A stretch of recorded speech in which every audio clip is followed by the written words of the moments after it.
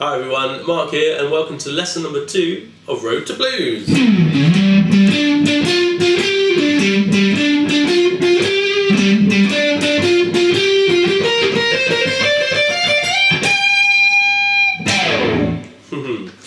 And in today's lesson we're going to be going through the most commonly used chords in blues, the dominant 7th chords, and how they're made, okay? So, let's just talk you through the 3-chord trick, first of all, the way to find the chords to use within blues, okay? In a 12-bar blues you normally use 3 chords, which is the first chord from a scale, from a major scale, the 4th and the 5th chord, and then we change those chords to what they would be in the major scale. To us kind of Westerners back in 1900 and something, they would be a major chord, a major 7th chord, and a dominant 7th chord.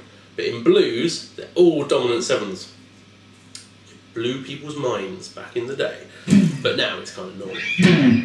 Okay, so we're going to be playing this in the key of G. So, just to go through a G major scale with you first of all.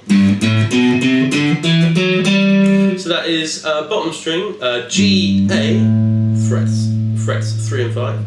On the 5th string, B, C, D, that's frets 2, 3, 5. And then on the 4th string, E, F sharp, and G, so that's frets 2, 4, 5. So just take a moment, pause the video, either write that down or just try and memorise the notes that I've just played, alright? So, what we want to do then is work out the 1st, the 4th and the 5th chord from that scale, or the 1st, 4th and 5th notes which we'll attach chords to, alright?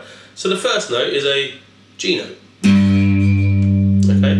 Then we count G as number 1, then we go up the scale to find the 4th one, so G, A, B, C, that's a C, okay? So write this down, and then the 5th one, next one along from C, is a D.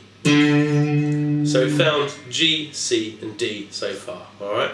Now, like I said earlier, normally if we're playing in G major, the G chord, if we were 7thing it, putting a 7th note in, the G would be a G major 7, like jazzy, alright? The C would be a C major 7, and then the D would be a D dominant 7. These are the chords that naturally occur within that key. Now, when we're changing to a blues genre, we change those to all dominant 7th chords. Now just notice the difference. So we've got a G7 now, and then a C dominant 7 now, and then a D dominant 7. So the D dominant 7 was always there, okay, but now it's really highlighted because the other two are also dominant 7s. So let's just try it again. The first chord that we're going to do is a G7. I was playing bar chords a second ago, but now we're going to do it open, alright? So that is an F note. Actually, I'll just talk you through the notes. So that's 1st fret top string, 2nd fret on the 5th string, 3rd fret on the bottom string, and that's a G7. Strum all the strings. And then we're going to do a C7. I'm assuming that you all know how to do a C. And then you put your little finger on the 3rd fret on the 3rd string. C7, and then D7. So I'm assuming that you all know a D chord, so all we do is mirror that, and then you play it like this. So that is top string, 2nd fret, 3rd string, 2nd fret, and then 2nd string, 1st fret. Okay, cool. So we've got G7, C7, and then a D7. So we've just found out how to find the notes, the chords in the key of G when playing blues. You can then use that theory to find the chords in any key. So if you're in the key of A, you do like we did before, play the A major scale rather than G major scale, which is what we did. Find the 1st chord, A, 4th chord, B, C, D, and the 5th chord, E. Alright, and then what they would be, A major 7, D major 7, and E major 7.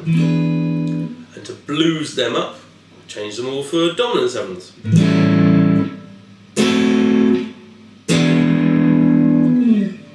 And like I said, you can change that to any key, so very quickly you can find straight away the 3 chords that you can use to make up a 12-bar blues chord progression.